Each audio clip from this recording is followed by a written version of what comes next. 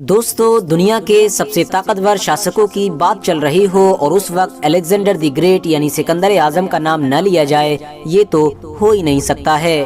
क्योंकि सिकंदर हमारी हिस्ट्री का एक ऐसा किरदार है कि जिसको यूरोप के साथ साथ दुनिया के और भी बहुत सारे इतिहासकारों ने एक विश्व विजेता के तौर पर पेश किया है। यानी एक ऐसा ताकतवर इंसान कि जिसने हमारी दुनिया के ज्यादातर हिस्से को फतह कर लिया था। आपको बताते चलें कि सिकंदर अपने बाप की मौत के बाद बहुत कम उम्र में ही एक बड़ी फौज लेकर अपने महल से इस इरादे के साथ निकला था कि अब वो पूरी दुनिया को फतह करेगा। और अपने इस ख्वाब को पूरा करने के लिए उसने रास्ता में आने वाली हर ताकत को मिट्टी में मिला दिया था। जहां एक तरफ दुनिया की बड़ी बड़ी सल्तनतें जंगों के मैदान में सिकंदर की ताकत को देखकर उसके सामने घुटने टेक रही थीं, तो वहीं दूसरी तरफ छोटी छोटी सल्तनतें तो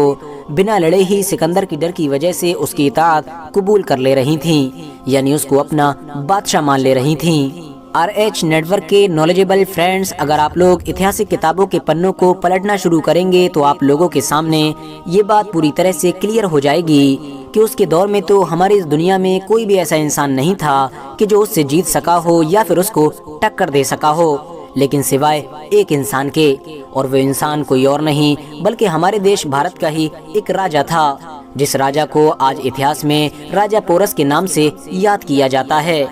आपको बताते चलें कि राजा पोरस की गिनती इतिहास के उन चंद लोगों के साथ की जाती है कि जिनके साथ इतिहास ने तो नाइंसाफी की ही, साथ ही साथ उनके अपने लोगों ने भी उनको भुला दिया और उनके देश के लोगों ने ही उनको वो अहमियत यानी वैल्यू नहीं दी कि जो उनको मिलनी चाहिए थी। हैरानी की बात यह है कि आज के दौर में राजा पोरस के बारे में इस दुनिया को जो कुछ भी मालूम है उसमें से ज्यादातर चीजें यूरोपियन किताबों से ही मालूम की गई हैं। यानी भारत देश की किताबों में ही राजा पोरस के बारे में ज्यादा कुछ मौजूद नहीं है।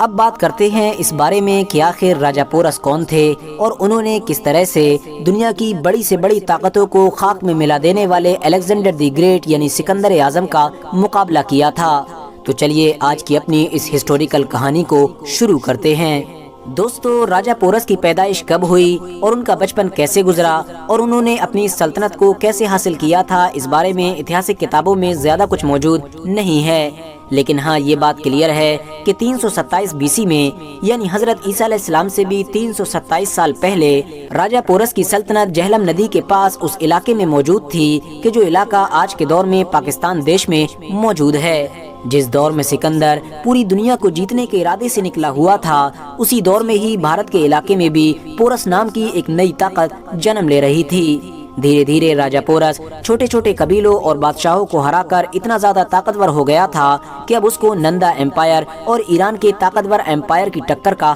समझा जाने लगा था। मगर दूसरी तरफ अब सिकंदर भी धीरे धीरे बढ़ते बढ़ते उस ईरान की सल्तनत के बॉर्डर पर आ चुका था कि जिस ईरान की सल्तनत को राजा पोरस का पड़ोसी माना जाता था। आपको बताते चलें कि ये ईरानी सल्तनत उस दौर में इतनी ज्यादा ताकतवर थी कि इसको सिकंदर के बाद दुनिया पर हुकूमत करने के लिए दूसरा सबसे बड़ा दावेदार समझा जाता था। यही वजह थी कि सिकंदर को भी इस सल्तनत को खत्म करने के लिए कई जंगें करनी पड़ी थीं और इन सारी ही जंगों में सिकंदर ने बड़ी बुरी तरह से ईरान के बादशाह को हराया था। आखिरी बार जब सिकंदर और ईरान के हुक्मरान यानी दारा के बीच जंग हुई तो इस जंग में सिकंदर ने दारा को इतनी बुरी तरह से हराया था कि दारा की न सिर्फ पूरी की पूरी फौज बिखर गई थी बल्कि इसके ज्यादातर सिपह सालार भी मारे गए थे। ऐसी ही बुरी और डरावनी हालत में अब दारा ने फौरन अपने पड़ोसी हुक्मरान यानी राजा पोरस को एक खत लिखा, जिस खत में ये लिखा हुआ था कि ऐ राजा, मेरी बदकिस्मती की दास्तान सुनो। सिकंदर रूम से अपनी सारी फौज लेकर हमारे इलाके में घुस आया है, जिसकी वजह से अब न मेरा दबदबा बाकी रहा, न मेरा ताज, न मेरे बच्चे और न ही मेरे रिश्तेदार बाकी रहे हैं। उसने सब कुछ तबाह कर दिया है। अगर तुम मेरी मदद करोगे तो मैं तुमको इतना खजाना दूंगा कि तुम सोच भी नहीं सकते हो। इसके अलावा इतिहास में तुम्हारा नाम बाकी रहेगा और एक दुनिया तुम्हारी इज्जत करेगी। ये खत पढ़ते ही राजा पोरस ने फौरन अपनी तरफ से हाथियों का एक बड़ा दस्ता ईरान के हुक्मरान की मदद के लिए रवाना कर दिया। मगर बदकिस्मती से सिकंदर को पहले ही अपने जासूसों के जरिए से इस मदद के आने की खबर मिल गई थी। इसीलिए अब उसने इस मदद के पहुंचने से पहले ही एक बार फिर से दारा के ऊपर बड़ी जबरदस्त तरीके से हमला किया और इस बार दारा की बची कुची फौज को भी तबाह कर दिया। دارا کی آدھی فوج تو ماری گئی، جبکہ بچی ہوئی آدھی فوج نے دارا کو ہی مار ڈالا اور اس کے بعد سکندر کو اپنا بادشاہ قبول کر لیا۔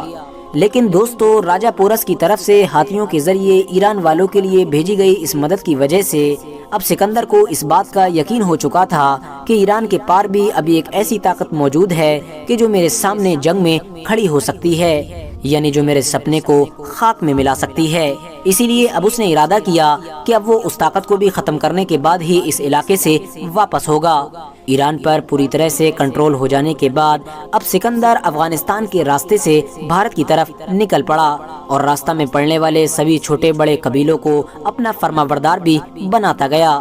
بھارت میں انٹر ہوتے ہی سب سے پہلے ٹیکسلا کے راجہ، کہ جس کو امبی کے نام سے بھی جانا جاتا تھا، اس نے سکندر کا بڑے گرم جوشی کے ساتھ سواگت کیا۔ اس کے لیے ایک جشن کا بھی انتظام کیا، جس جشن میں پوری رات شراب اور شباب کا لطف اٹھایا گیا۔ اتنا ہی نہیں، راجہ امبی نے سکندر کو نہ صرف بہت سارے قیمتی تحفے دیے بلکہ ساتھ ہی ساتھ اس کی مدد کے لیے کچھ ہاتھی اور 5000 سپاہی بھی اس کی فوج میں شامل کر دیے۔ آپ کو بتاتے چلیں کہ راجہ امبی ایک ایسا کمزور اور عیاش بادشاہ تھا کہ جو نہ صرف جنگوں سے ڈرا کرتا تھا بلکہ ساتھ ہی ساتھ راجہ پورس کی بڑھتی ہوئی طاقت سے بھی بہت زیادہ پریشان تھا۔ صرف راجہ امبی ہی نہیں بلکہ اس علاقے میں پائے جانے والے سبھی چھوٹے بڑے حکمرانوں نے یا تو سکندر کی اطاعت قبول کر لی تھی یا پھر خاموش بیٹھ کر راجہ پورس کی بربادی کا انتظار کر رہے تھے۔ آپ کو بتاتے چلیں کہ دستور کے مطابق سکندر نے راجہ پورس کے دربار میں بھی اپنا ایک آدمی روانہ کیا تھا اور راجہ پورس کو یہ آفر دیا تھا کہ اگر وہ میری اطاعت قبول کر لے، یعنی مجھ کو اپنا بادشاہ مان لے، تو میں اس سے بنا جنگ کیے ہی یہاں سے چلا جاؤں گا اور پورے امن کے ساتھ اس کو اس کی حکومت بھی چلانے دوں گا۔ لیکن راجہ پورس نے اس کے اس آفر کو ٹھکرا دیا تھا، جس کی وجہ سے اب سکندر غصے سے لال ہو کر اپنی پوری فوج کے ساتھ راجہ پورس پر حملہ کرنے کے لیے نکل پڑا۔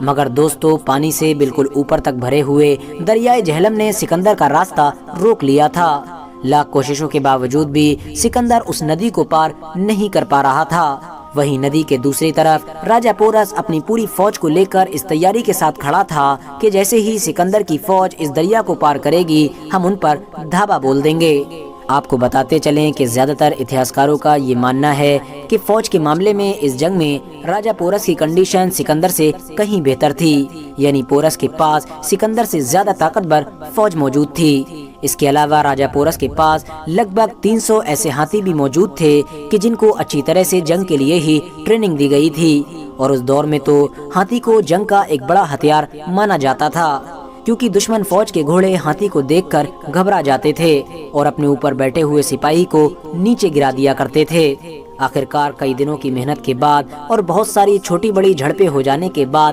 ایک دن رات میں سکندر اپنی ہوشیاری کے بلبوتے پر اس ندی کو پار کرنے میں کامیاب ہو گیا تھا، اور ندی کو پار کرتے ہی سب سے پہلے سکندر کا مقابلہ راجہ پورس کی ایک چھوٹی سی فوج کی ٹکڑی سے ہوا تھا، جس کی سپہ سالاری اس وقت راجہ پورس کا بیٹا ہی کر رہا تھا۔ اس چھوٹی سی فوج کو سکندر نے بڑی آسانی کے ساتھ ہرا دیا تھا، اور اس کے بعد راجہ پورس اور سکندر اعظم کے بیچ آمنے سامنے جنگ شروع ہو گئی تھی۔ شروع میں تو اپنے جنگی تجربوں کی وجہ سے سکندر پورس کی فوج پر حاوی ہو گیا اور جنگ کے اس میدان میں پوری طرح سے چھایا رہا، مگر جیسے ہی راجہ پورس نے اپنے ہاتھیوں کو جنگ کے میدان میں اتارا تو جنگ کا پورا پاسا ہی پلٹ گیا، کیونکہ یہ پہلی بار تھا کہ سکندر کی فوج کو جنگ کے میدان میں ہاتھیوں کا سامنا کرنا پڑ رہا تھا۔ تھوڑی ہی دیر میں ہاتھیوں کی وجہ سے سکندر کی پوری فوج میں افراتفری مچ گئی۔ یورپین اتہاسکار خود لکھتے ہیں کہ ہاتھیوں کی وجہ سے ایک وقت تو ایسا بھی آیا تھا کہ سکندر کی فوج کے زیادہ تر سپاہی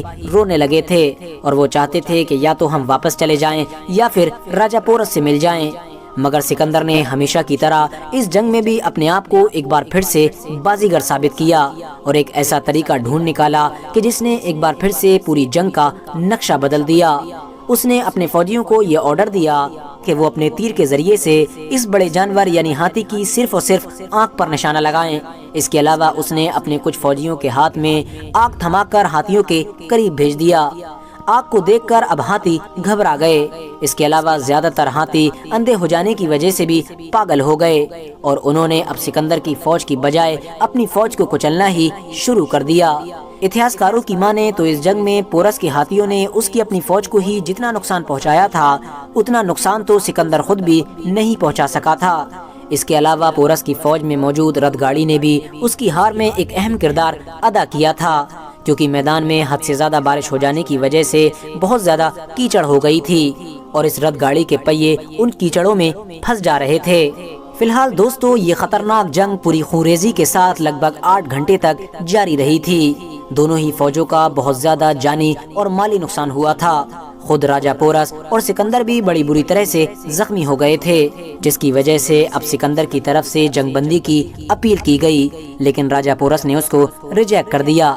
आखिरकार अब सिकंदर ने जंगबंदी की अपील करने के लिए अपनी तरफ से राजा पोरस का ही एक ऐसा दोस्त भेजा था कि जो वैसे तो राजा पोरस का बहुत पक्का दोस्त था, लेकिन वो बहुत पहले ही सिकंदर के खेमे में शामिल हो चुका था, यानी उसने सिकंदर की साइड को चूज कर लिया था। आपको बताते चलें कि अपने दोस्त के बहुत ज्यादा समझाने के बाद अब राजा पोरस भी जंग बंद करने पर राजी हो गए थे। रही बात इस जंग के रिजल्ट की यानी नतीजे की, तो यूरोपियन इतिहासकारों का ये मानना है कि ये जंग सिकंदर की जीत के साथ खत्म हुई थी और बाद में सिकंदर ने पोरस की बहादुरी और उसकी बातों से इम्प्रेस होकर न सिर्फ उसको माफ कर दिया था, बल्कि उसके सारे इलाकों को भी वापस लौटा दिया था। लेकिन दोस्तों, अगर हम लोग इस बात को ऐतिहासिक तौर पर जांचने की कोशिश करें तो शायद इसमें इतनी ज्यादा सच्चाई नजर नहीं आती है,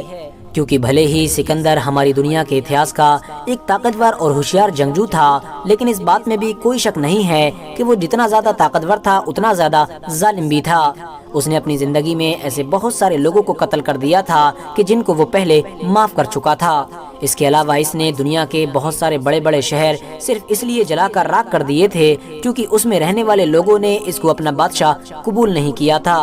तो भला वो राजा पोरस को कैसे छोड़ सकता था कि जिसने उसकी फौज को वो नुकसान पहुंचाया था कि जो उससे पहले उसको कोई भी नहीं पहुंचा सका था। इसीलिए ज्यादातर एक्सपर्ट्स का ये मानना है कि इतिहास की ये मशहूर जंग बराबरी के साथ खत्म हुई थी, यानी ना तो इसमें सिकंदर की जीत हुई थी और ना ही राजा पोरस की।